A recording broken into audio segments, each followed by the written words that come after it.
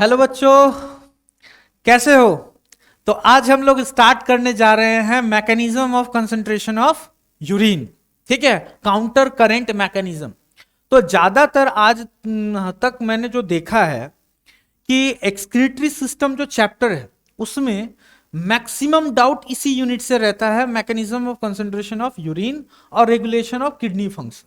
ठीक है, ये दो टॉपिक जो है बच्चों को नहीं समझ में आता है। और यहां तक कि पूरे ह्यूमन फिजियोलॉजी में देख ले तो तीन चार टॉपिक ही ऐसे हैं जिसमें एक दो टॉपिक ये है जो बच्चों को समझने में प्रॉब्लम्स फेस करते हैं वो। चलो, तो हम लोग स्टार्ट करते हैं काउंटर करंट मैकेनिज्म। उसको स्टार्ट करने से पहले थोड़ा सा मैं प्रीवियस क्लास का समरी दूंगा तुमको, जिससे ये प्रोसेस समझने में इजी हो, क्योंकि ये लिंक ही नहीं होता बच्चों को कि ये किस पार्ट में हो रहा है। तो देखो, पिछले क्लास में हम लोगों ने क्या पढ़ा था? ठीक है, नेफ्रॉन का स्ट्रक्चर याद होगा तुम्हें। ठीक है, मैंने क्या बोला था कि हार्ट जो है, ह्यूमन हार्ट, ठीक है, वो ब्लड को पंप करता है। कितना अमाउंट कितना अमाउंट जो है उसका किडनी के पास जाता है। तो तुमको जैसा कि मैंने बता दिया था कि इसका 20% ब्लड 20% ब्लड किसके पास जाता है? किडनी के पास, हार्ट का। ठीक है, अब ये 20% एनसीईआरटी में लिखा हुआ है 1/5। ठीक है, 1/5 ऑफ ब्लड, ठीक है, pumped by each ventricle of heart is सेंडेड to kidneys. ठीक है, किडनी के पास 20% ब्लड पहुंचा। अब इसमें से हम क्या पढ़े थे कि ये हो गया हमारा बोमेंस कैप्सूल, ये हो गया एफरेंट, ये हो गया इफरेंट। कैसे पहचानते हैं हम लोग एफरेंट इफरेंट को? डायमीटर देख के। एफरेंट का डायमीटर हमेशा ज्यादा होता है, इफरेंट का डायमीटर कम होता है। ठीक है, देखो, तो ये हम लोगों ने देखा था कि ये ब्लड आ रहा है तुम्हारा, ठीक है, इस पार्ट में, ग्लोमेरुलस में। ठीक, ग्लोमेरुलस से, ठीक है, ग्लोमेरुलस से कुछ जो है, कुछ तुम्हारा फिल्टर बनता है। ठीक है, मेन पार्ट जो है ब्लड का, जो मेन कंपोनेंट्स है, जो एफरेंट से आ रहा है, इसमें से मेन कंपोनेंट्स इफरेंट में चला जाता है, जैसे कि ब्लड कार्पसल्स और लार्जर प्रोटीन। ये हम लोग प्रीवियस क्लास में देख चुके हैं। ठीक है, और कुछ पार्ट जो है वो फिल्टर बनता है। ठीक है, मतलब हार्ट कितना ब्लड पंप करता है 1 मिनट में? तो हमको पता है 5 to 5.5 लीटर। उसका किडनी के पास कितना आता है? किडनी के पास आता है इसका अमाउंट 1100 से 1200 ml किडनी के पास आता है फिल्टर होने के लिए। जिसमें से फिल्टर कितना बनता है, ये कितना बनेगा हम लोग देख चुके हैं ये चीज। ठीक है, 125 ml पर मिनट, यही पढ़े थे। मतलब जितना आ रहा है उसका क्या दिख रहा है हमको? 9 to 10% ही फिल्टर हो रहा है। लेकिन ये रेट भी हम लोगों ने पढ़ा था कि ये रेट भी बहुत है। ठीक है, जिस रेट से फिल्ट्रेट बन रहा है 125 ml पर मिनट, इस रेट से अगर फिल्टर बनने लगे तो एक दिन में कितना फिल्टर बन जाएगा? पर डे कितना फिल्टर बनेगा? ग्लोमेरुलर फिल्टर, ठीक है, ग्लोमेरुलर फिल्ट्रेट जो है वो बन जाएगा 180 लीटर। ठीक है, 180 लीटर। ठीक है, जबकि इससे यूरिन कितना बनता है इसमें से? तो हम लोगों ने एक इंटरेस्टिंग फैक्ट पढ़ा था कि यूरिन जो बनेगा वो होगा ओनली कितना?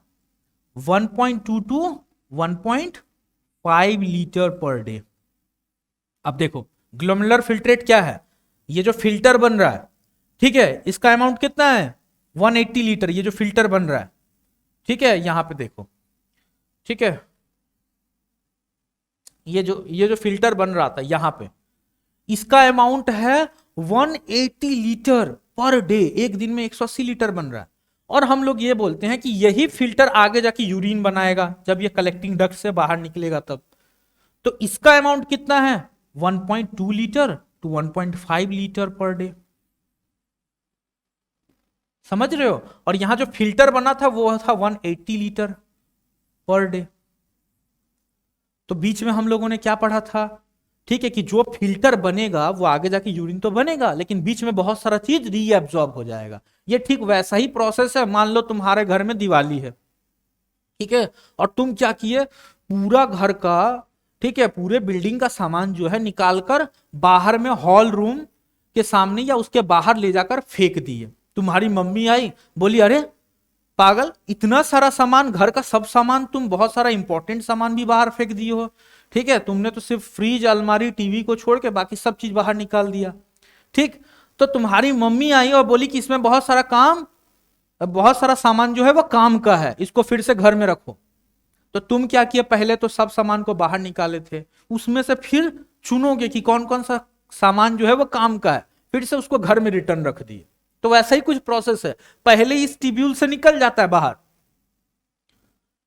ठीक है, मेन कंपोनेंट्स को छोड़ के ब्लड फिल्टर होने का प्रोसेस क्या है, ब्लड का कंपोनेंट्स जो है इसमें आया, फिर मेन कंपोनेंट्स को छोड़ के सब चीज फिल्टर में आ जाता है। ठीक है, मेन कंपोनेंट इफरेंट में चला गया। ठीक है, लेकिन सब चीज जो है, ठीक है, वो रिलीज नहीं होगा। निकला है जो फिल्टर जो बना है वो है 180 लीटर, जबकि यूरिन पास आउट हो रहा है ओनली 1.5 लीटर। मतलब 99% चीज कहां गया, ये तो ओनली 1% है। तो 99% चीज जो है वो रीएब्जॉर्ब हो जाएगा इसी रीनल ट्यूब्यूल के अंदर। ठीक है, जिसमें मैक्सिमम एब्जॉर्प्शन इस पार्ट से होता है। इस पार्ट को क्या बोलते हैं, पीसीटी। ठीक है, पीसीटी 70 to 80% रीएब्जॉर्प्शन यही करता है। हम लोग ये भी पढ़े थे कि न्यूट्रिएंट्स जो होता है, न्यूट्रिएंट्स जो सबसे मेन चीज है, उसका रीएब्जॉर्प्शन भी पीसीटी कराएगा। ठीक है, वाटर तो हर ही पार्ट में रीएब्जॉर्ब होता है। ठीक, तो ये सब हम लोग पढ़ चुके थे। उसमें देखो जो टॉपिक हम लोग आज पढ़ने वाले, उसमें हम लोगों ने क्या पढ़ा था कि जो हेनलेस लूप है, हेनलेस लूप किस चीज का रीएब्जॉर्प्शन कराता है, तो हेनलेस लूप का ये जो आर्म है इसको बोलते हैं डिसेंडिंग लिम्ब। क्या लिखा है, डिसेंडिंग लिम्ब। ठीक है, descending limb of Henle's loop. ठीक है, दिख रहा है। और ये वाला क्या है, ये तुम्हारा है असेंडिंग लिम्ब। तो डिसेंडिंग लिंग हम लोगों ने क्या पढ़ा था, ठीक है, डिसेंडिंग लिंग किस चीज का रीअब्जॉर्प्शन कराता है, तो डिसेंडिंग लिंग जो है वो वाटर का रीअब्जॉर्प्शन कराता है। ठीक है, और असेंडिंग लिंग में हम लोगों ने क्या पढ़ा था कि असेंडिंग लिंग किस चीज का रीअब्जॉर्प्शन कराता है, NaCl का रीअब्जॉर्प्शन कराता है। नीचे में NaCl का पैसिव रीअब्जॉर्प्शन कराता है। ठीक है, और ऊपर जाकर हेनलेस लूप का असेंडिंग लिंब जो है ऊपर जाकर NaCl का एक्टिव रीअब्जॉर्प्शन करवाता है। नीचे में ये NaCl का पैसिव रीअब्जॉर्प्शन करवाता है। ठीक है, पॉइंट समझ गए। अब देखो, ये हम लोग पढ़ते तो है कि ये रीअब्जॉर्प्शन करवाता है, बट ये रीअब्जॉर्प्शन कहां करवाता है। ये जो रीनल ट्यूब्यूल है, मान लो ये पीसीटी, हेनलेस लूप, ठीक है, फिर डीसीटी है, तो ये रीअब्जॉर्प्शन होकर जा कहां रहा है, पॉइंट ये भी तो है। तो देखो, जैसे तुमको मैंने एग्जांपल दिया कि तुम घर के सामान को बाहर निकाल दिए, बहुत सारा घर का सामान, दिवाली का टाइम था, तुम साफ कर रहे हो घर को, तो घर के सामानों को बाहर फेंक दिए। तुम्हारी मम्मी आई, जब तुमको मम्मी धोएगी, ठीक है, तो तुम वो जो बचा हुआ सामान है, जो काम का सामान था, उसको कहां पे रखोगे, फिर घर में ही रखोगे ना। तो मेन ब्लड किस में जा रहा है, फिल्टर तो निकला था बोमेंस कैप्सूल में, जो फिल्टर बना है वो बोमेंस कैप्सूल में जा रहा है, बट मेन ब्लड किस में है, इफरेंट में है ना। ठीक है, इफरेंट के अंदर ब्लड जो है आराम से बह रहा है आगे। ठीक है, तो इफरेंट में ये सब कहां पे जाएगा, रीअब्जॉर्ब होके इसी में जाना चाहिए, मेन ब्लड स्ट्रीम में। तो ये इफरेंट देखो, यही आगे मैंने क्या बोला था कि ये एक नेटवर्क ऑफ कैपिलरीज को फॉर्म करता है, जिसको हम लोग क्या बोलते हैं, पेरीट्यूबुलर कैपिलरी। इसको क्या बोलेंगे, पेरीट्यूबुलर कैपिलरी। और इसी कैपिलरी का एक थिन सेगमेंट जो है, जिसको हम लोग बोलते हैं हेनलेस लूप, वो क्या दिख रहा है, वो वासा रेक्टा के चारों तरफ फैला हुआ रहता है। पूरा को क्या बोलेंगे, पेरीट्यूबुलर कैपिलरी। कहां से इमर्ज हुआ, इफरेंट से, इफरेंट से इमर्ज हुआ पेरीट्यूबुलर कैपिलरी। ठीक है, उसके बाद उसी का एक थिन सेगमेंट जो हेनलेस लूप के पैरेलली फैला हुआ है, दैट इज वासा रेक्टा। ठीक है, अब देखो, हम लोग ये पढ़े थे जैसे पीसीटी से कोई चीज रीअब्जॉर्ब होकर इसी पेरीट्यूबुलर कैपिलरी में जा रहा है, डीसीटी से भी जो चीज रीअब्जॉर्ब हो रहा है, रीअब्जॉर्ब होकर चीजें कहां जाएंगी, इसी पेरीट्यूबुलर कैपिलरी में। ठीक, तो हेनलेस लूप से भी जो चीज रीअब्जॉर्ब होगा इसी में जाएगा। ठीक है, तो इसी पेरीट्यूबुलर कैपिलरी का एक सेगमेंट, जिसको हम लोग क्या बोल रहे थे, वासा रेक्टा। ठीक है, वो हेनलेज लूप के चारों तरफ फैला हुआ रहता है, जैसा कि हमको दिख रहा है, ये वासा रेक्टा दिख रहा है, ठीक है, ये और पूरा को क्या बोल दिया, पेरिट्यूबुलर कैपिलरी। तो इन्हीं दोनों के बीच में काउंटर करेंट मैकेनिज्म एक होता है, ठीक है। यूरिन जो है कंसंट्रेटेड होता जाएगा, ठीक है, क्योंकि हम लोग जानते हैं कि हम लोग जो है यूरियोटेलिक है, हमारा जो यूरिन रिलीज होता है, ठीक है, यूरिया को रिलीज करने के लिए वाटर का रिक्वायरमेंट होता है, थोड़ा बहुत वाटर रिलीज होगा, बट ऐसा नहीं कि बहुत ह्यूज क्वांटिटी में होगा, वी आर नॉट एमोनोटेलिक, ठीक है। तो बहुत सारा फिल्टर जो है वो रीअब्जॉर्ब हो जाएगा, उसमें एक बहुत इंपॉर्टेंट रोल है हेनलेज लूप का। तो देखते हैं आगे कि हेनलेज लूप में आगे जाकर, ठीक है, वाटर और NaCl का रीअब्जॉर्प्शन कैसे होता है, और यहां पे कंसंट्रेशन का जो चेंजिंग है वो कैसे होता है। तो इसके लिए चलो चलते हैं एक नेक्स्ट स्लाइड में। देखो, मान लो मैंने ये ड्रॉ कर दिया, ये है हमारा हेनलेस लूप, ठीक है, ये क्या है, हेनलेस लूप, ठीक है। हेनलेस लूप में मान लो इस पॉइंट पे पीसीटी के जस्ट नीचे कंसंट्रेशन कितना होता है, 300। चलो कलर चेंज कर देते हैं, ठीक है, ये हो गया तुम्हारा 300, यहां पे कंसंट्रेशन है, ठीक। जैसे जैसे ये नीचे आएगा, फिल्टर जो है, अब इमेजिन करो बोमेन्स कैप्सूल, ठीक है, एक बॉल शेप स्ट्रक्चर, फिल्टर बन रहा है, ग्लोमेरुलस से फिल्टर बन बनकर बोमेन्स कैप्सूल में आ रहा है, ठीक है। जीएफआर हम जानते हैं 125 ml पर मिनट, उसको छोड़ो, पर डे के हिसाब से अभी समझते हैं, समझने के पॉइंट ऑफ व्यू से थोड़ा देखें। तो 180 लीटर बन रहा था पर डे में, urine pass out only 1.5 litre, बीच ट्रैक में सब कुछ क्या हो रहा है, रीएब्जॉर्ब हो रहा है, ठीक है। पीसीटी 80% रीएब्जॉर्प्शन कर चुका है, ठीक है। मेन प्लेयर तो पीसीटी ही है, भले एग्जाम पॉइंट ऑफ व्यू से उतना इंपॉर्टेंट ना हो, ठीक है, लेकिन मेन प्लेयर तो अपना पीसीटी है, ठीक। पीसीटी से फ्लूइड नीचे की तरफ आया, अब देखो ये फिल्टर नीचे आ रहा है, तो ये फिल्टर का डायरेक्शन क्या होगा, ऐसे, ठीक है। उसके बाद ये ऐसे जाएगा, यहां से ये डीसीटी में जाएगा, फिर कलेक्टिंग डक्ट में, ठीक है।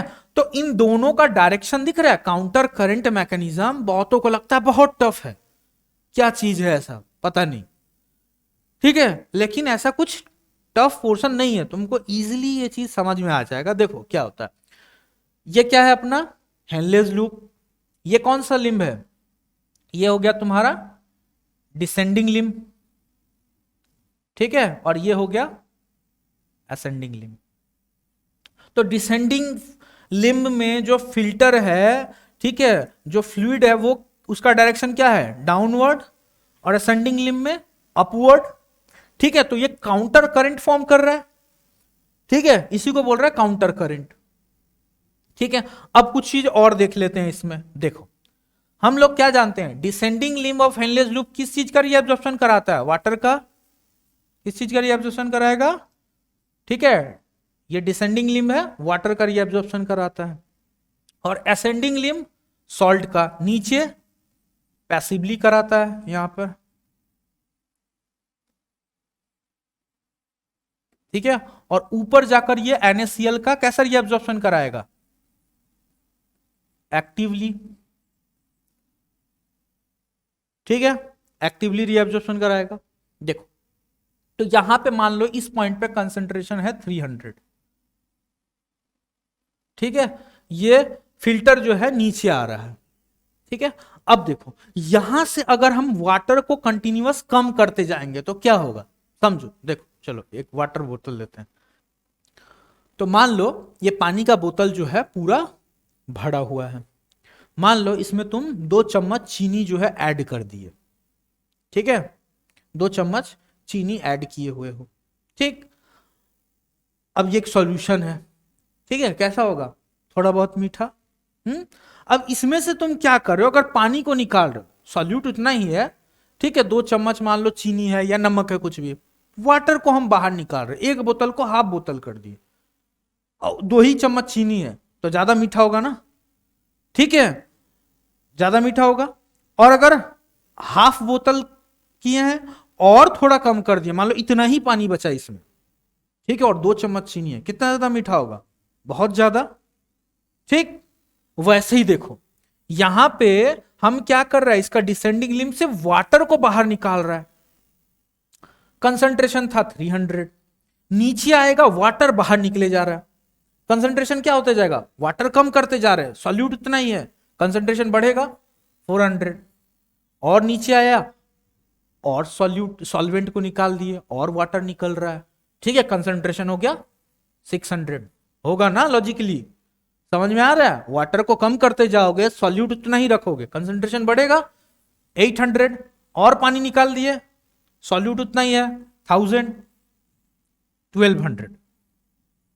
नेक्स्ट आगे क्या होगा देखो, अब हम क्या कर रहे हैं, अभी तक वाटर निकाल रहे थे, अब मान लो वाटर फिक्स है, मान लो आधा बोतल पानी है इसमें, ठीक है, और 2 चम्मच चीनी है, ठीक है, या इतना एक मुट्ठी भर चीनी इसमें डाले हुए हैं, बहुत मीठा रहेगा ये, ठीक है, आधा बोतल पानी में, ठीक है, एक मुट्ठी भर चीनी डाल दिए हो तुम, ठीक है, बहुत मीठा होगा।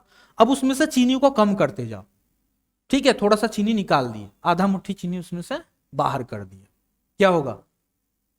ठीक है, सॉल्यूट कम हो रहा है, कम मीठा हो जाएगा, लेस कंसंट्रेटेड हो जाएगा, और चीनी कम कर दो, 1 टीस्पून मान लो चीनी बच गया, अब सिर्फ कंसंट्रेशन बहुत कम हो जाएगा, ठीक है, कम मीठा हो जाएगा ना ये, तो कंसंट्रेशन कम होते जा रहा है, और थोड़ा निकाल दिए, इतनी भर चीनी बच गया इसमें, तो क्या होगा, कंसंट्रेशन बहुत कम हो जाएगा। तो ऊपर में यहां क्या दिख रहा है, NaCl निकले जा रहा है, सॉल्यूट निकलता जा रहा है, तो सॉल्यूट जैसे जैसे निकलता जाएगा, ठीक है, तो क्या होगा, इसका कंसंट्रेशन कम होगा ना, ठीक है, तो यहां पे कंसंट्रेशन हो गया मान लो 1000, यहां पे हो गया 800, यहां कंसंट्रेशन हो गया 600, ठीक है, ऊपर जैसे जैसे जाएंगे कंसंट्रेशन कम होते जाएगा 400, 300, और डीसीटी के आसपास जाते जाते ये हो जाता है कंसंट्रेशन 200। ऐसा क्यों हो रहा है, क्योंकि सॉल्यूट कंटिन्यूअसली बाहर निकलता जा रहा है, और जैसे जैसे सॉल्यूट बाहर निकलेगा, ठीक है, तो वो चीज क्या हो जाएगा, लेस कंसंट्रेटेड हो जाएगा,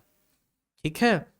जैसे हम बोले थे कि चीनी को अगर बाहर निकाल दे इसमें से, तो कैसा हो जाएगा, ये फीका हो जाएगा ना, लेस कंसंट्रेटेड हो जाएगा, मीठा लगेगा ही नहीं तुम्हें बिल्कुल भी, ठीक है। या नमक को ही बाहर निकाल दो, अगर नमक है तो कैसा लगेगा, ठीक है, तो बहुत फीका हो जाएगा उसका टेस्ट, मतलब वो डाइल्यूटेड हो जाएगा, लेस कंसंट्रेटेड हो जाएगा, तो इसका कंसंट्रेशन कितना हो गया 200, ठीक है, ये समझ में आया। अब देखो ये वाटर को बाहर निकाल रहा है, ये सॉल्ट को बाहर निकाल रहा है, ठीक है, ये तो हम समझ गए, बट इसको ले कौन रहा है, पॉइंट ये है, ठीक। उसके पहले एक और चीज बता दे लास्ट, कि ये तुम क्या देखे, डिसेंडिंग लिम्ब में कंटिन्यूअसली कंसंट्रेशन बढ़ रहा है, क्यों बढ़ रहा है, क्योंकि ये वाटर को बाहर निकाल रहा है, ठीक है, वाटर बाहर निकलेगा तो कंसंट्रेशन बढ़ता है, और यहां पे सॉल्यूट जो है वो बाहर निकल रहा है, ठीक है, वाटर फिक्स है, सॉल्यूट बाहर निकल रहा है, इसीलिए कंसंट्रेशन कम हो रहा है, इसमें बढ़ रहा था, इसमें कम हो रहा था। अब देखो इसको एब्जॉर्ब कौन करेगा, ठीक है, इसको गेन कौन कर रहा है, तो चलो एक नेक्स्ट स्लाइड लेते हैं, यहां पे आ जाते हैं। अभी मैंने बताया ये था, मान लो क्या है ये, हेनलेस लूप, ठीक है, ये मान लो हेनलेस लूप है, ठीक है, ये हेनलेस लूप था। अब दूसरा आ जाओ, ग्रीन कलर से बना देते हैं चलो, या रेड से बना दे, क्योंकि इसमें मेन ब्लड जो है इसी में ना है, ये क्या है, वासा रेक्टा, मेन ब्लड इसी में बह रहा है, समझ में आ रहा है, क्योंकि ब्लड कार्पसल्स, लार्जर प्रोटीन, ये सब तो इसी में है, मेन मेन चीज, और बाकी सब चीज रीएब्जॉर्ब होकर किस में जा रहा था, इसी में ना, ठीक है। इफरेंट से जो पेरीट्यूबुलर कैपिलरी निकला था, पेरीट्यूबुलर कैपिलरी का ही ये पार्ट है वासा रेक्टा, इसी में मेन ब्लड है, और इसका डायरेक्शन क्या है ये, ठीक है, इसका डायरेक्शन ये है, ठीक है, जबकि हेनलेस लूप का जो फिल्टर था उसका डायरेक्शन क्या था, ये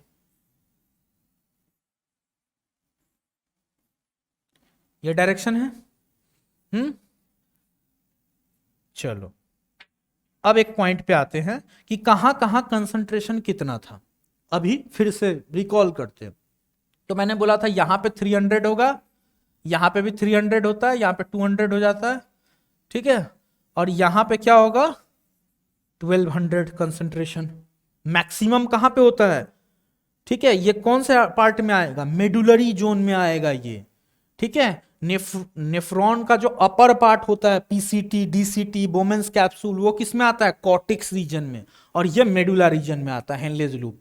मैक्सिमम पार्ट हेनलेज लूप का मेडुला रीजन में आता है, और ये कहां पे आएगा, इनर मेडुला में, इनर जोन में, यहां पे कंसंट्रेशन बहुत हाई होता है। समझ गए थे हम, ठीक है। मार्किंग कर लेते हैं, यहाँ 300 है मान लो, यहाँ 400 होगा, यहाँ पे 600 होगा, ठीक है, यहाँ 800 था, यहाँ पे 1000, यहाँ 1200। फिर ऊपर जाएंगे तो क्या बोले थे हम, यहाँ पे वाटर, ठीक है, और यहाँ सॉल्ट, नीचे पैसिवली, ऊपर एक्टिवली, यहाँ पे भी सॉल्ट, यहाँ एक्टिव होगा, इस जगह पे पैसिव रीअब्जॉर्प्शन था।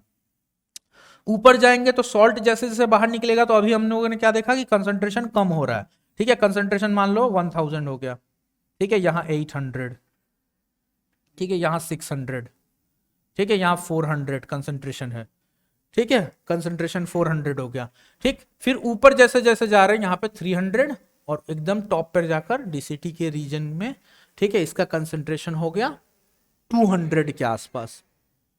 अब ये जो चीजें हैं, ये रीअब्जॉर्ब होकर, मैं क्या बोला, ये कहां पे जा रहा है, पेरीट्यूबुलर कैपिलरी में। हेनलेस लूप है तो हेनलेस लूप का जो भी रीअब्जॉर्प्शन होगा, वाटर और NaCl, ये कहां जाएगा, वासा रेक्टा के अंदर, ठीक है। तो हम इस पॉइंट से अब पकड़ेंगे।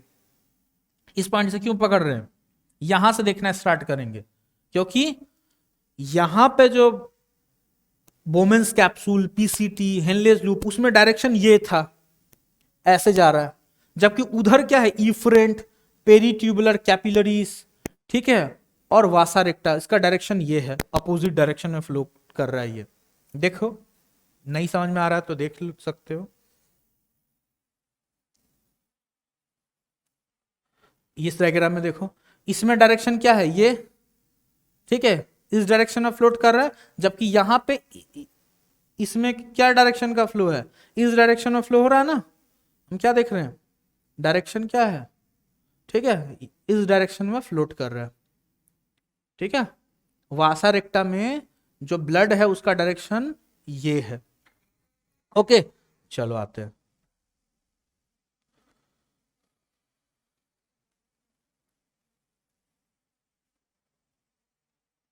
हाँ, इस पे आगे देखो, इसमें हम लोग पढ़ रहे थे, तो यहां पे इस डायरेक्शन में फ्लूइड बह रहा है, ठीक है। यहां पे कंसंट्रेशन जो है, यहां पे भी होगा 300। अब देखो, इस पॉइंट को पकड़ लिए, आगे देखते हैं क्या होगा।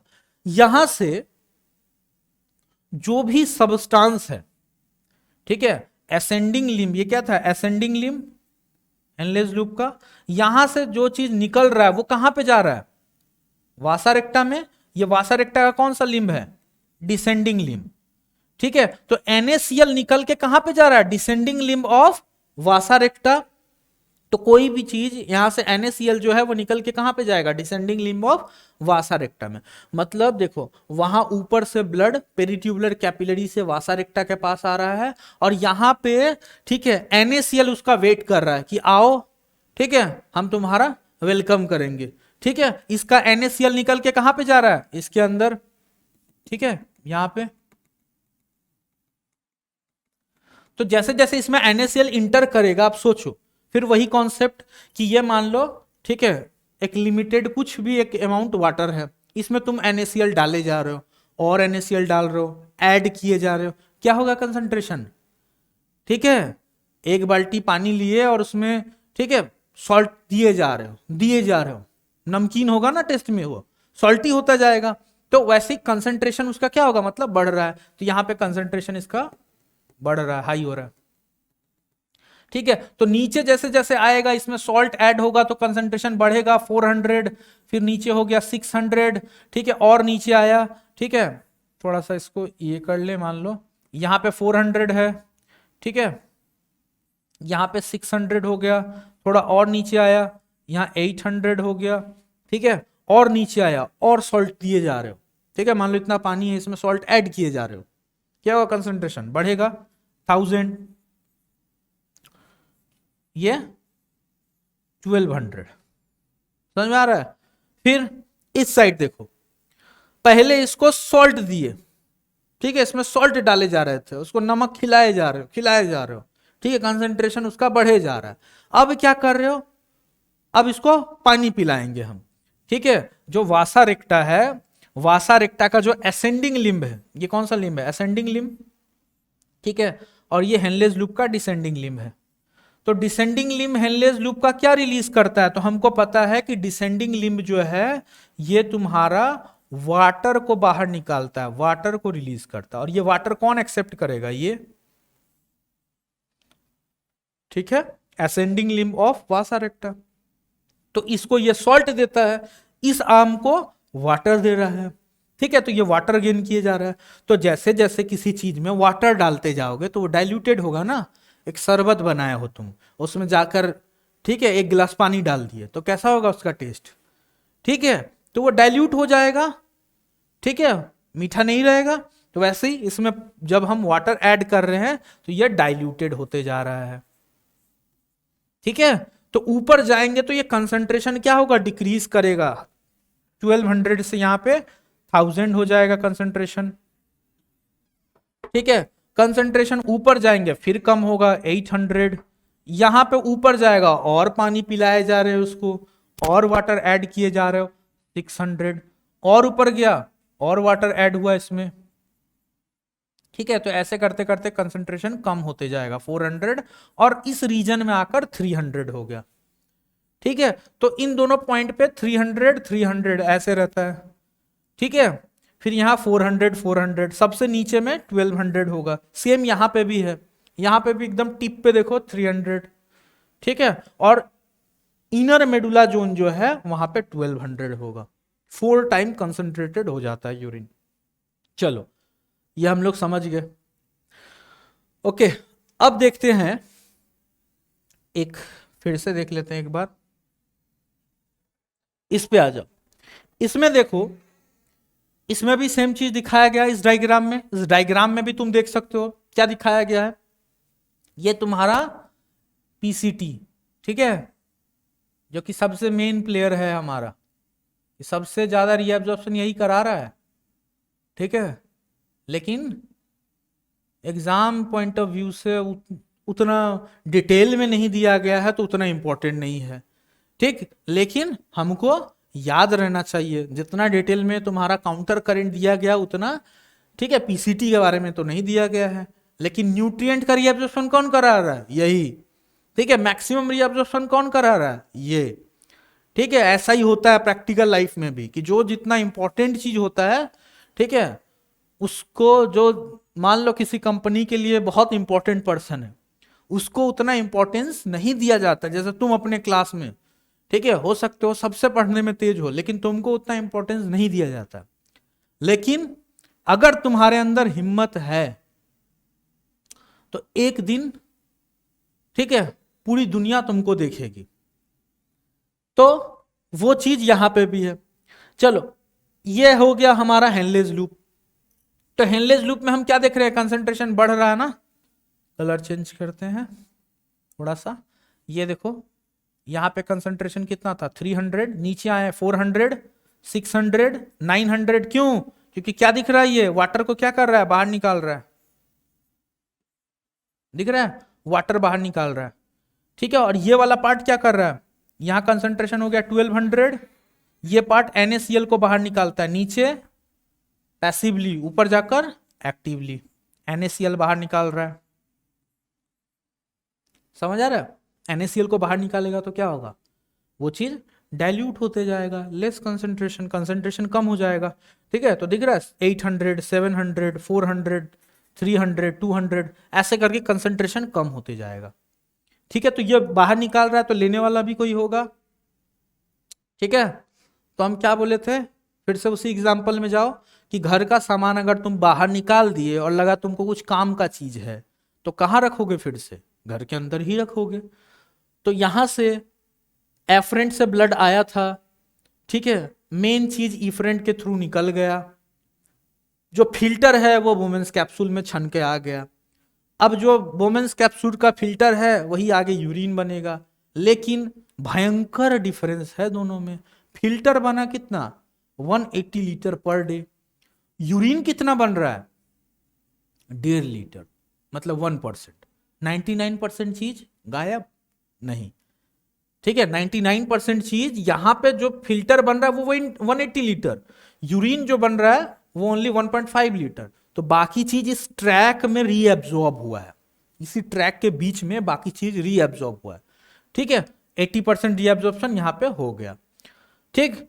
अब ऐसे ऐसे करके हेनलेज लूप जो है यहाँ पे वाटर और NaCl का रीएब्जॉर्प्शन हो रहा है। तो ये रीएब्जॉर्प्शन कहां पे होगा, वही इफरेंट आगे जाकर कैपिलरी बनाएगा, और बाकी जो अपना जो भी पार्ट्स उसका निकल गया था बाहर उन सबको लेते हुए, ठीक है, वापस renal vein, vena cava, heart, ठीक है, हार्ट में एंटर कर जाएगा, ठीक। तो यही पॉइंट हम लोग समझे थे। चलो देखते हैं। तो ये देखो, ये है अपना वासा रेक्टा, ठीक। तो ये सब चीज जो निकलेगा ये वासा रेक्टा इसको एब्जॉर्ब करेगा। वासा रेक्टा में, ठीक है, डिसेंडिंग लिम्ब असेंडिंग लिम्ब दोनों देख चुके हैं। वासा रेक्टा का जो डिसेंडिंग लिम्ब है वो NaCl को एब्जॉर्ब करता है, वासा रेक्टा का जो असेंडिंग लिम्ब है वो वाटर को एब्जॉर्ब कर रहा है। एक पॉइंट और, ठीक है, देखो वो क्या है, ये जो पार्ट है, ठीक है, ये जो पार्ट है अपना,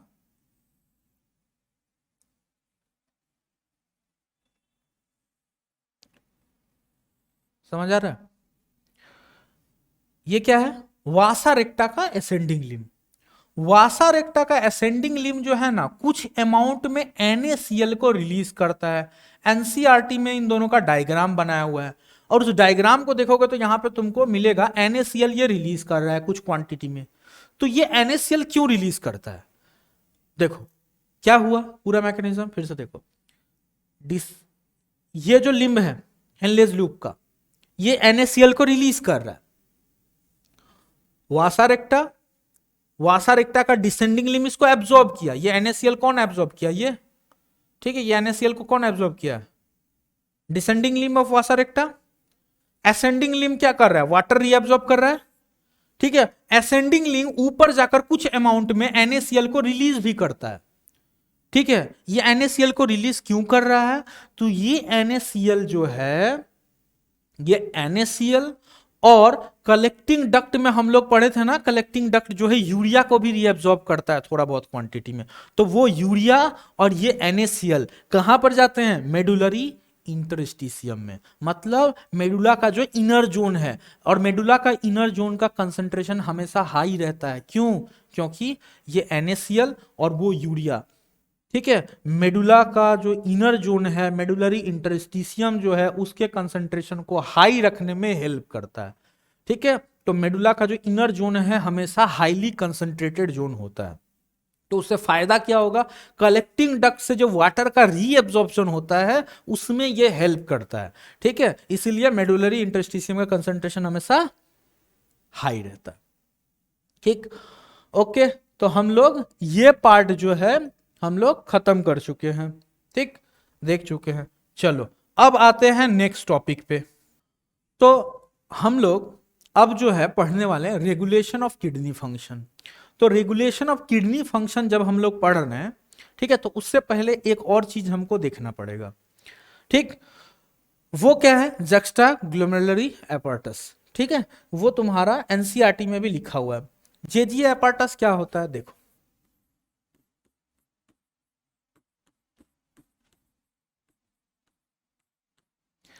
जेजी एपार्टस का दो पार्ट है। एक पार्ट होता है तुम्हारा जेजी सेल्स, ठीक है, जेजी सेल्स, ठीक है, जक्स्टा ग्लोमेरुलर सेल्स। ये कहां पे देखने को मिलता है, ये हमको मिलेगा एफरेंट आर्ट्रियोल में,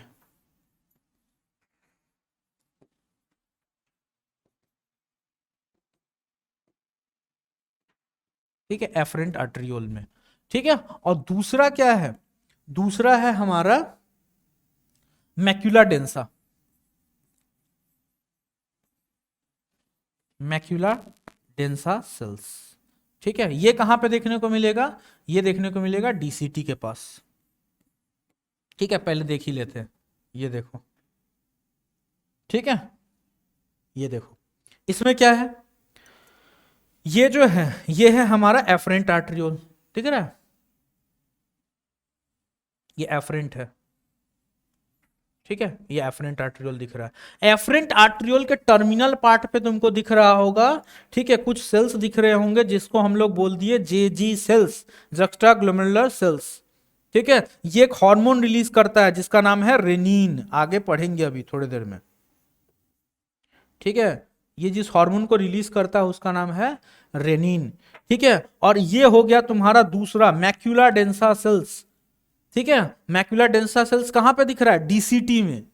ठीक है, डीसीटी जो है, ठीक है, ये बोमेंस capsule, glomerulus, PCT, Henle's loop, DCT. DCT turn करके यहां पर आकर टच करता है किसको? एफरेंट आर्टेरियोल को। ठीक है, तो इन दोनों के कांटेक्ट को यहां पे एफरेंट आर्टेरियोल में क्या हो गया? जेजी सेल्स, और डीसीटी में क्या हो गया? Macula densa. बीच में कुछ और भी सेल्स होते हैं जैसे मैसेंजियल सेल्स, बट तुमको वो नहीं पढ़ना है, तुम्हारे सिलेबस में नहीं है। ठीक है, तो इन सब को एक साथ, ठीक है, हम लोग क्या बोलते हैं? Juxtaglomerular apparatus. ये एक दूसरे से कनेक्टेड है। जो हम लोग रेगुलेशन ऑफ किडनी फंक्शन पढ़ेंगे, रास सिस्टम, तो वहां पे हम लोग जानते हैं कि जेजी सेल्स रेनिन को रिलीज करता है, बट उसको इन्फ्लुएंस कौन करता है? तो मैक्यूला डेंसा सेल्स जो है इसको इन्फ्लुएंस करता है, जेजी सेल्स को। ठीक है, तो वही हम बता रहे थे। तो मैक्यूला डेंसा सेल्स किस टाइप के सेल्स हैं? ठीक है, देखो, मैक्यूला डेंसा सेल्स जो हैं, ठीक है, जो कि डीसीटी में देखने को मिलता है, अभी अभी तुमको मैंने बताया, ये किस टाइप के सेल्स हैं? तो ये केमो रिसेप्टर सेल्स हैं। ठीक है, केमो रिसेप्टर्स, ठीक है, सेल्स हैं। ठीक है, ये क्या कर सकते हैं?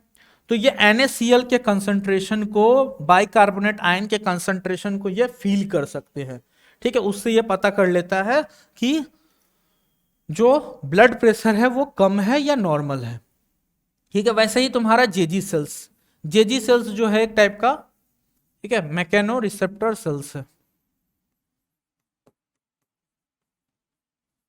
ठीक है, मैकेनो रिसेप्टर सेल्स है। जेजी सेल्स किस हार्मोन को रिलीज करता है? तो हमको पता है ये जो है रेनिन नाम का हार्मोन को ये रिलीज करता है।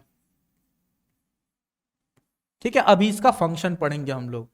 ठीक है, कि जब जीएफआर कम हो जाता है, ग्लोमेरुलरी फिल्ट्रेट रेट कम हो जाएगा, ठीक है, तो ये इनडायरेक्ट मैनर में कैसे ब्लड प्रेशर को बढ़ाने में, ठीक है, ये हेल्प करता है। ये देखो, तो ये रेनिन को रिलीज करता है। ओके, हम लोग समझ गए। अब देखो, अब हम लोग आते हैं नेक्स्ट पॉइंट पे, रेगुलेशन ऑफ किडनी फंक्शन। ठीक है, चलो देखो, जिसको हम लोग रास सिस्टम भी बोलते हैं।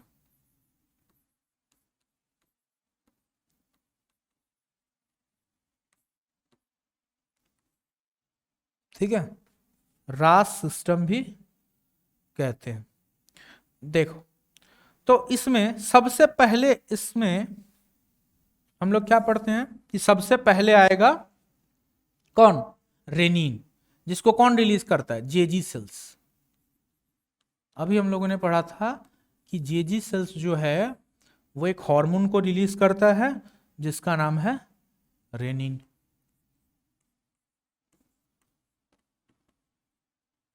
ठीक है, जिसका नाम है रेनिन। ठीक है, अब देखो, ये डायरेक्टली ब्लड प्रेशर को नहीं बढ़ाता है। ठीक है, डायरेक्टली ये ब्लड प्रेशर को इंक्रीज नहीं करता है, ये एक इनडायरेक्ट मैनर में ब्लड प्रेशर को बढ़ाता है। ठीक है, वैसा ही है, मान लो तुम मार्केट में जा रहे थे, ठीक है, तुम और तुम्हारा एक फ्रेंड है, मान लो तुम दोनों मार्केट में जा रहे थे। क्या हुआ? बाइक से तुम लोग जा रहे हो, ठीक है, मान लो किसी से जाके कोलाइड कर गए। ठीक है, मार्केट में हो तुम, किसी को बहुत जोर से जाकर तुमने ठोक दिया, उसके बाद क्या होगा? क्या वहां पे जो आदमी है तुमको छोड़ देंगे? नहीं ना। ठीक है, तो तुमको मारना, उन आदमियों ने तुमको मारना स्टार्ट कर दिया। पीछे जो तुम्हारा फ्रेंड बैठा हुआ है, मान लो उसका इंटेंशन है तुमको बचाना, वो चाहता है तुमको बचाना, लेकिन साथ 8 आदमी तुमको मिल के मार रहे हैं, तो वो फ्रेंड जो है तुमको बचा नहीं पा रहा है, तो क्या करेगा वो? ठीक है, मान लो बगल में एक आदमी है, ठीक है, उससे हेल्प मांगने गया कि अरे भाई बचा दो, मेरा दोस्त जो है पिट रहा है, ठीक है, वो आदमी भी नहीं बचा पा रहा है। क्या बोल रहे हैं, इस स्टोरी को सुनना, समझ में आ जाएगा। तो जो एक्स पर्सन है जिसके पास वो गया, वो भी तुम्हारा फ्रेंड को नहीं बचा पा रहा है, ठीक है, लेकिन वो एक आइडिया दे दिया कि चल जाओ बगल में, ठीक है, बगल में पुलिस स्टेशन है या एक नेता रहता है, वो तुम्हारे दोस्त को बचा देगा आकर। ठीक, तो तुम कहां गए, वहां से एक्स पर्सन के पास गए थे, अब तुम और वो एक्स पर्सन मान लो मिलके गए कि नेता के घर में, ठीक है, वो नेता आ रहा है तुम्हारे दोस्त को बचाने, ऐसा होता है, रियल लाइफ में भी होता है, ठीक है, मूवीज में भी होता है। और मान लो वो भी आ रहा है और 4 आदमी को लेके आ रहा है, ऐसा ही होता है ना, ठीक है, कि वो जो आदमी बचाने आ रहा है वो 4 आदमी और लेकर आता है। तो ये मैकेनिज्म भी कुछ वैसा ही है। कैसे, देखो, रेनिन रेनिन रिलीज हुआ। रेनिन जो है डायरेक्टली ब्लड प्रेशर को नहीं बढ़ाता है। रेनिन कहां से रिलीज हुआ, जेजी सेल्स, एफरेंट आर्ट्रियोल में जेजी सेल्स था, वहां से रेनिन रिलीज हुआ। अब ये रेनिन जो है लीवर के पास जाएगा। लीवर के पास एक केमिकल होता है जिसका नाम है एंजियोटेंसिनोजेन।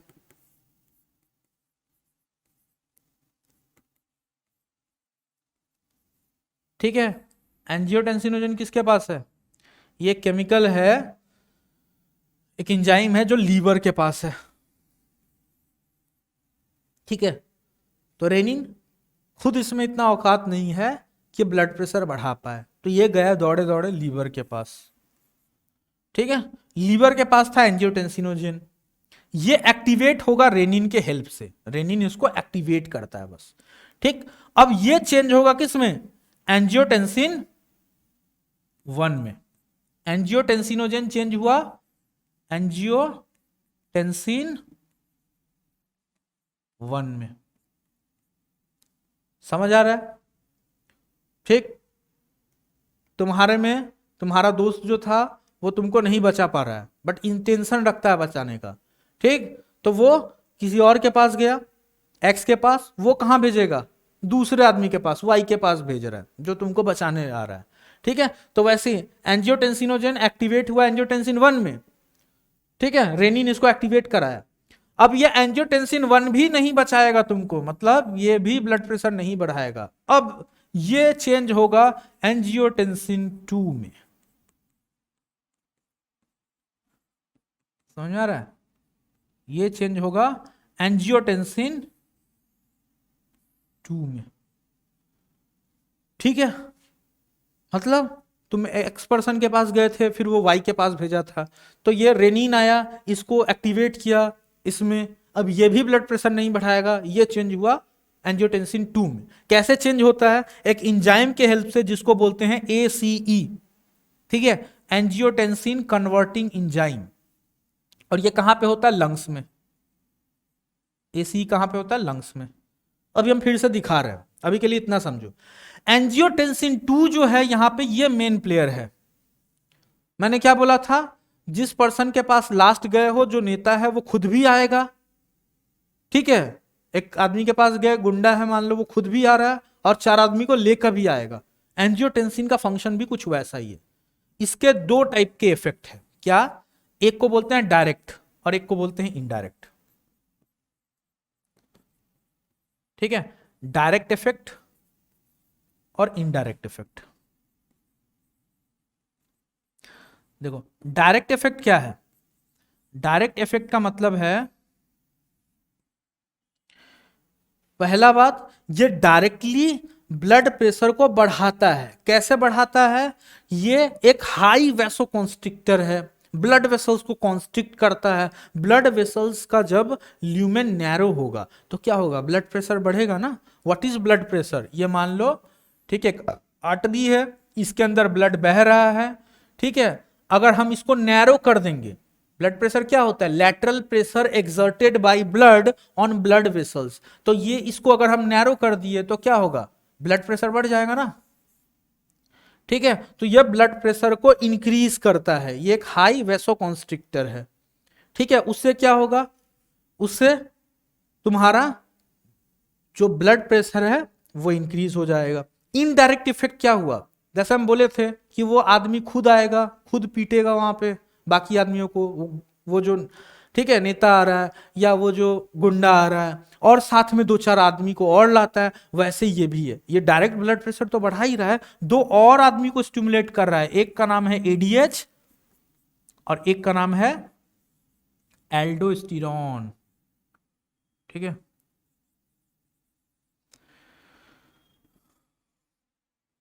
ठीक है, एडीएच एंड एल्डोस्टेरोन।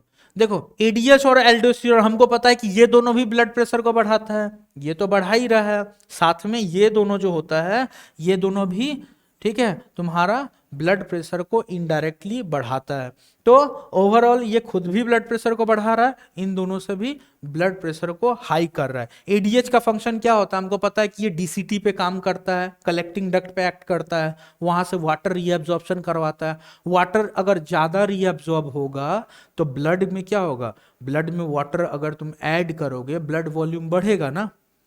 ठीक है, व्हाट ब्लड है क्या, 50% तो प्लाज्मा ही है, इसमें 55% प्लाज्मा है और उसमें 90% वाटर, मतलब ठीक है ओवरऑल मिलाएंगे तो 50% ब्लड का वाटर ही है। तो वाटर जैसे जैसे ऐड होगा ब्लड प्रेशर, ब्लड वॉल्यूम बढ़ेगा, उससे ब्लड प्रेशर बढ़ेगा। एल्डोस्टेरोन मिनरलोकॉर्टिकॉइड, ये NaCl और वाटर का रीएब्जॉर्प्शन कराता है, पोटेशियम का भी थोड़ा बहुत, ठीक है, तो मेनली ये NaCl का रीएब्जॉर्प्शन कराता है। ठीक है, तो NaCl का जब रीएब्जॉर्प्शन होगा तो क्या होगा, ब्लड प्रेशर इंक्रीज हो जाएगा।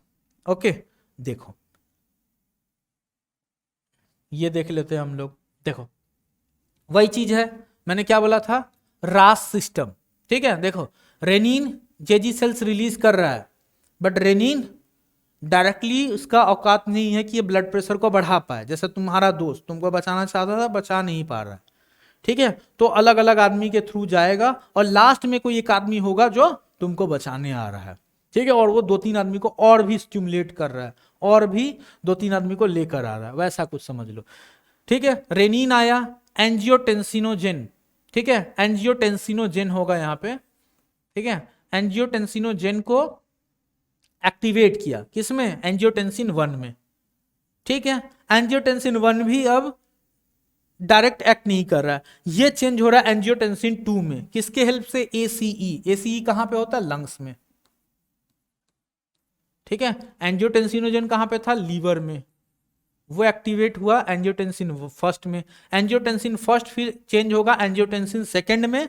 ठीक है, एक इंजाइम की हेल्प से जो कि लंग्स में होता है, जिसका नाम है ACE, एंजियोटेंसिन कन्वर्टिंग इंजाइम। ठीक, अब देखो इसका दो टाइप्स के इफेक्ट है, जैसा कि तुमको पहले ही मैंने बोला था। एक क्या है, एक दिख रहा है हमको डायरेक्ट इफेक्ट, दिख रहा है डायरेक्ट इफेक्ट। क्या बोला है, डायरेक्टली ये ब्लड प्रेशर को कैसे बढ़ाता है, बोला है causes arteries to constrict and increase cardiac output. ठीक है, आर्टरीज को कंस्ट्रिक्ट करेगा, कार्डियक आउटपुट बढ़ जाएगा, resulting in increase in blood pressure and volume. ठीक है, उससे बोला है कि GFR कम हो जाएगा। ठीक है, resulting in water retention, water retention को भी बढ़ा देगा और इंक्रीजेस थर्स्ट। तो ये सब करके ये ओवरऑल ब्लड प्रेशर को हाई कर रहा है। दूसरा एल्डोस्टेरोन और ADH। एल्डोस्टेरोन का फंक्शन देखो क्या बोला है, causes nephron distal tubules to reabsorb more sodium and water which increases blood volume. ठीक है, ज्यादा से ज्यादा वाटर और सोडियम आयंस को रीएब्सॉर्ब करता है, जिससे ब्लड वॉल्यूम क्या होगा, बढ़ जाएगा, और ब्लड वॉल्यूम बढ़ जाएगा ठीक है तो ब्लड प्रेशर भी बढ़ेगा।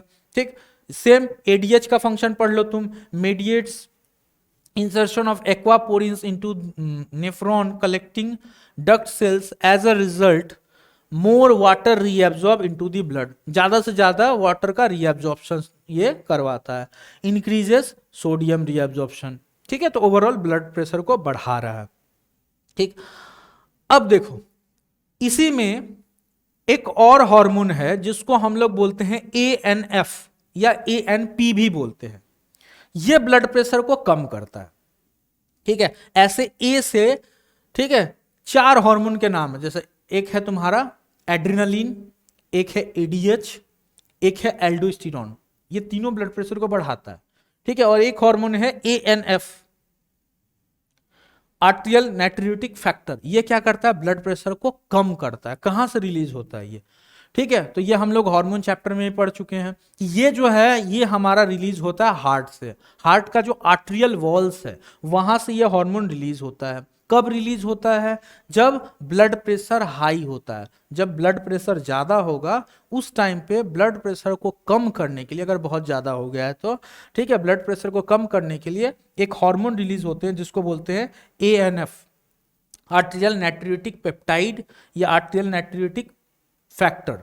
ठीक है, ये आर्ट्रियल नाइट्रियोटिक हार्मोन भी बोलते हैं, ANF बोलो, ANP बोलो या ANH बोलो, एक ही पॉइंट है। ठीक है, is a hormone which is antagonistic to the angiotensin pathway. जो रास सिस्टम पढ़े, जो ब्लड प्रेशर को बढ़ाने में हेल्प कर रहा है, या इसका उल्टा काम करता है, या ब्लड प्रेशर को कम करता है। ठीक है, ठीक है, ये जो तुम्हारा आर्टरीज है उसको डायलेट कर देता है। जब ये डायलेट कर देगा तो क्या होगा, ठीक है, लैटरल प्रेशर जो एग्जर्ट हो रहा है ब्लड वेसल्स पे, जिसको ब्लड प्रेशर बोल रहे हैं, वो कम हो जाएगा, वो ड्रॉप कर जाएगा, तो ये ब्लड प्रेशर को कम करता है। ठीक है, ओके, तो चलो एक और स्लाइड देख लेते हैं। ठीक है, ये देख लो, रास सिस्टम दिया हुआ है। ठीक है, ठीक है, क्या है, किडनी देखो रेनिन को रिलीज कर रहा है।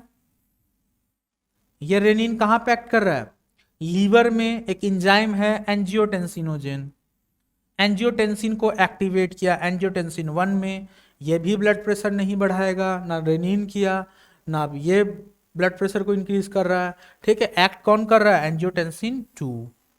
ठीक है, एंजियोटेंसिन 2 क्या कर रहा है, एक तो बोले थे हाईली वैसोकॉन्स्ट्रिक्टर है, ब्लड वेसल्स को कॉन्स्ट्रिक्ट कर रहा है, देख रहे हो, ल्यूमेन इसका नैरो हो गया, ल्यूमेन नैरो होते ही ब्लड प्रेशर इंक्रीज हो जाएगा। तो एक तो ये डायरेक्टली काम कर रहा है, डायरेक्ट इफेक्ट, और ये इनडायरेक्ट इफेक्ट भी शो कर रहा है, एड्रिनल ग्लैंड के ऊपर भी एक्ट कर रहा है। ठीक है, यहां से क्या रिलीज कराएगा, एल्डोस्टेरोन को, ठीक है, और एडीएच को भी रिलीज कराएगा। ठीक, एल्डोस्टेरोन क्या कर रहा है, reabsorption of NaCl and water. ठीक है, और दूसरा एडीएच जो है वो भी डीसीटी पे एक्ट करता है, कलेक्टिंग डक्ट पे एक्ट करता है, वो भी वाटर का रीअब्जॉर्प्शन करा रहा है। ठीक है, साथ साथ तुम्हारा वाटर का भी रीअब्जॉर्प्शन करा रहा है। तो ओवरऑल ब्लड प्रेशर को, ब्लड वॉल्यूम को इंक्रीज कर रहा है। ठीक है, अब देखो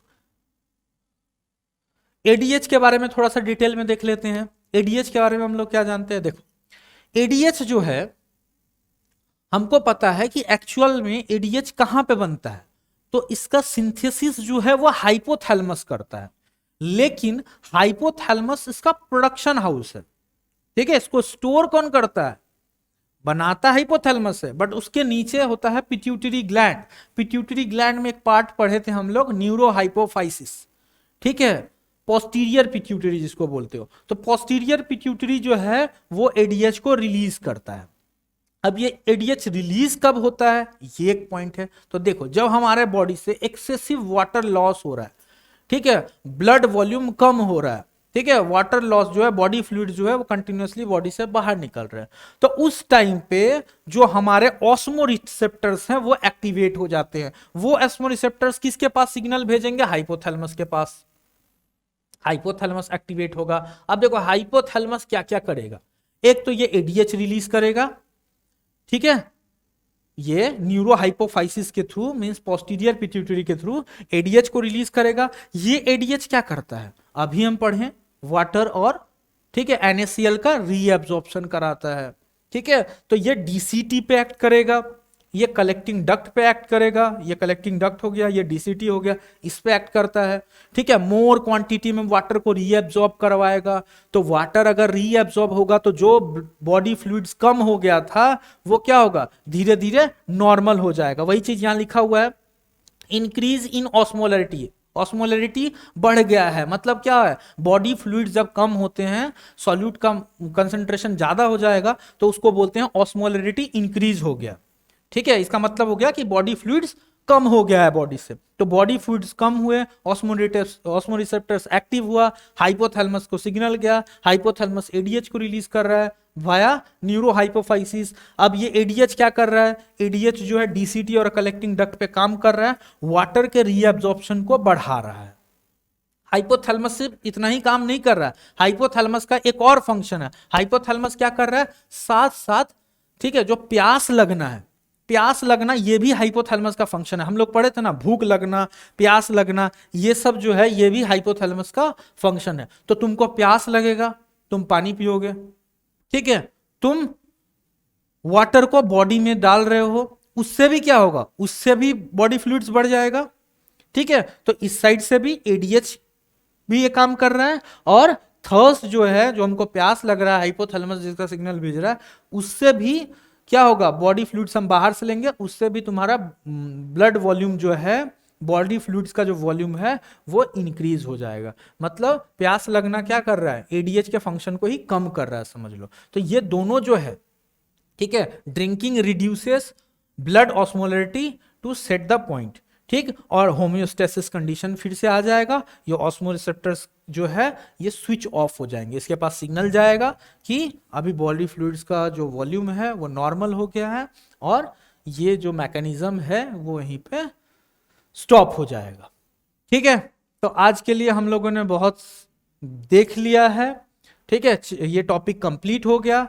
आगे जो है, जो पार्ट्स है वो हम लोग नेक्स्ट डे करेंगे। तब तक के लिए टाटा बाय बाय।